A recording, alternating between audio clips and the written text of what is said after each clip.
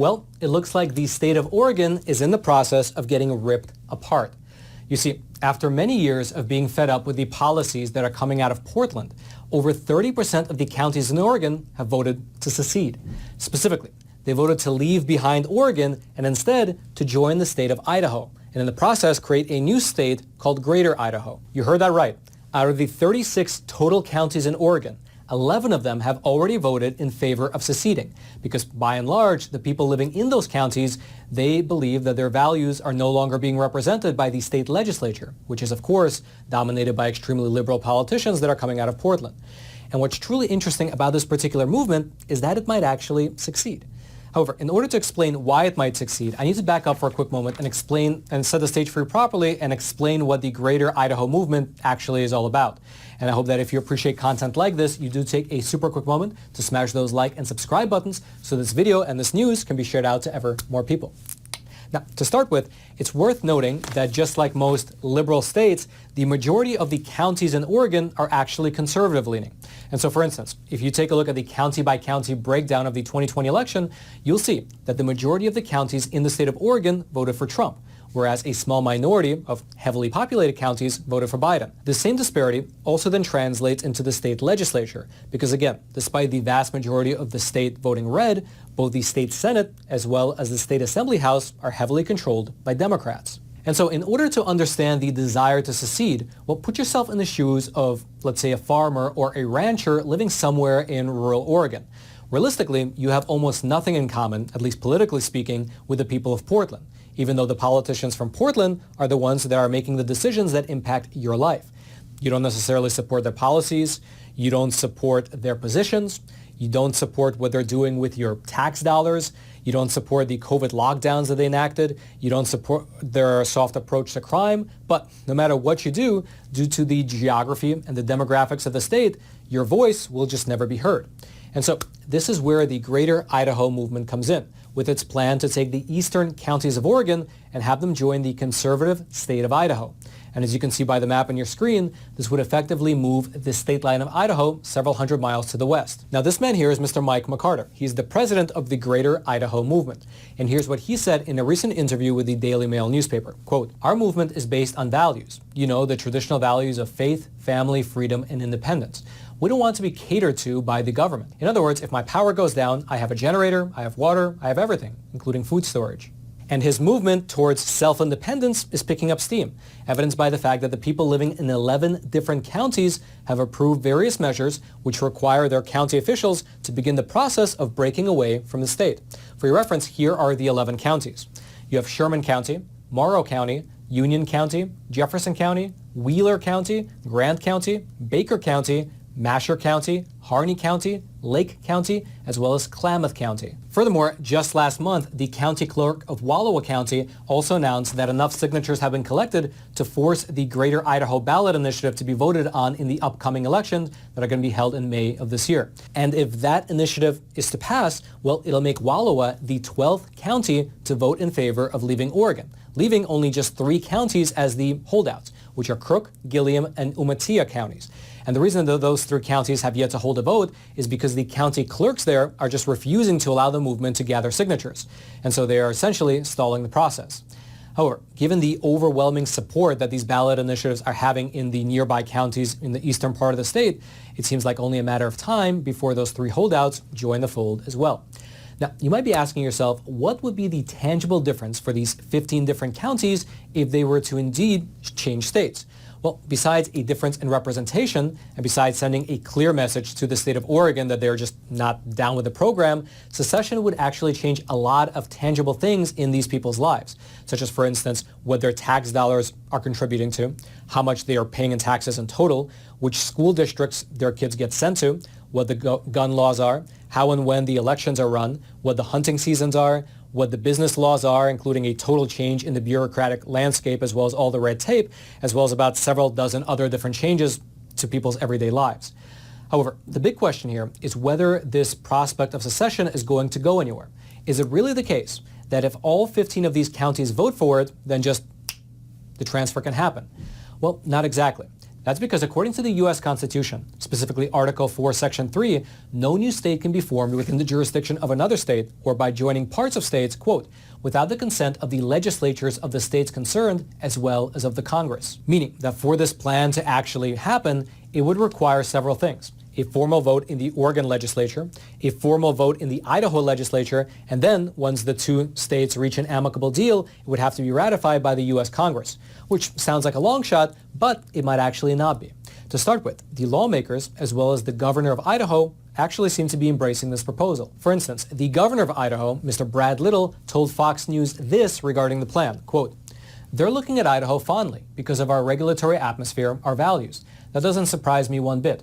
What they're interested in is they would like to have a little more autonomy, a little more control, a little more freedom, and I can understand that." Furthermore, just last week, you had two Idaho state representatives introduce a bill to the state legislature that would relocate the Idaho-Oregon border. Now, one of the co-sponsors of the bill, State Representative Judy Boyle, she said that changing the border can, among many other things, help to protect the state against Oregon's lax drug laws. Quote, Representative Boyle, whose district shares a border with Oregon, gave the committee several reasons to support the bill. She explained that her county has been overwhelmed by drugs since Oregon changed its laws on marijuana and decriminalized hard drugs.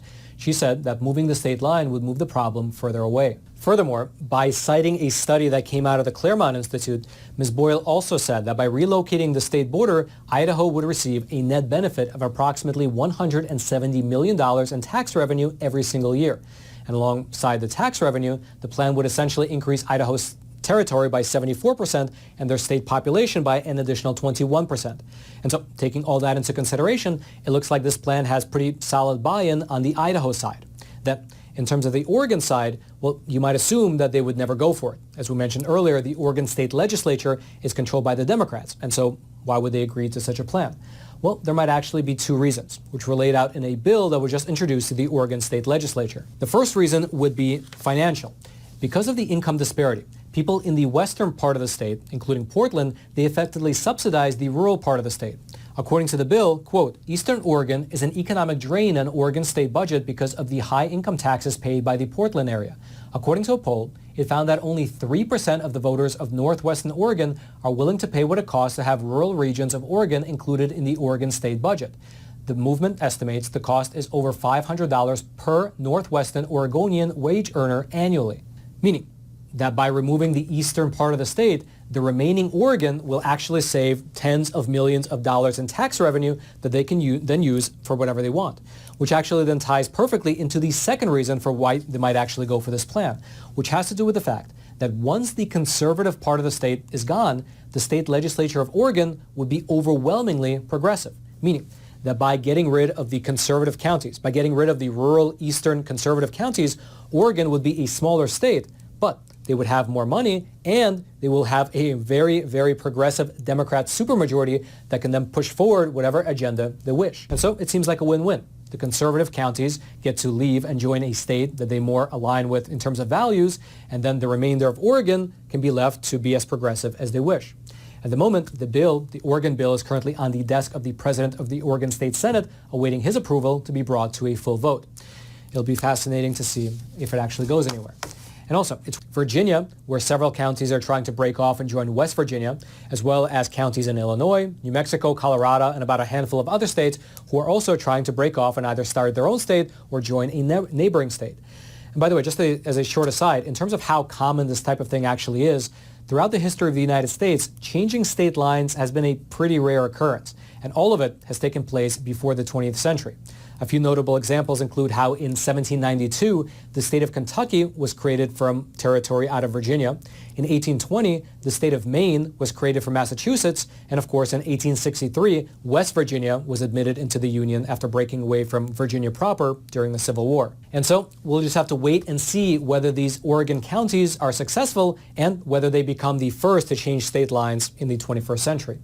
If you'd like to read more about this greater Idaho movement, I'll throw all my research notes down into the description box below this video for you to check out. And then lastly, Since it's quite relevant for today's topic, I'd like to take a super quick moment and read to you a short excerpt from a pretty famous American document, the Declaration of Independence. Because as I was reading about these frustrated counties in Oregon, as well as the frustrated counties in several states, I couldn't help but think of these words that were written by our founding fathers close to 250 years ago.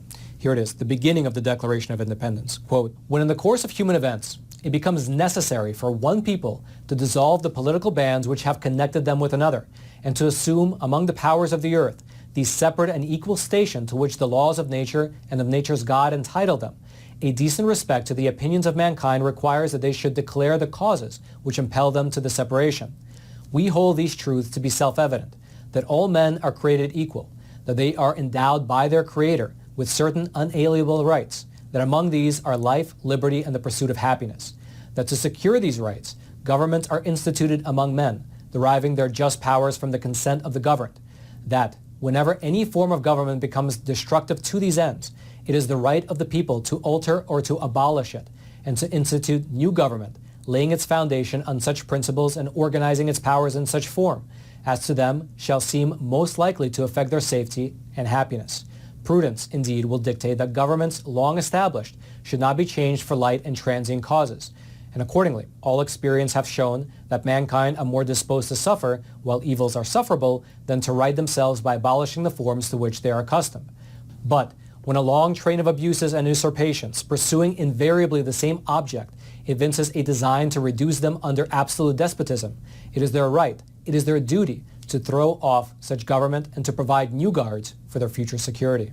And so I would love to know your thoughts. Are these counties that are trying to break off from the state governments, are they essentially embodying the same ethos found in the Declaration?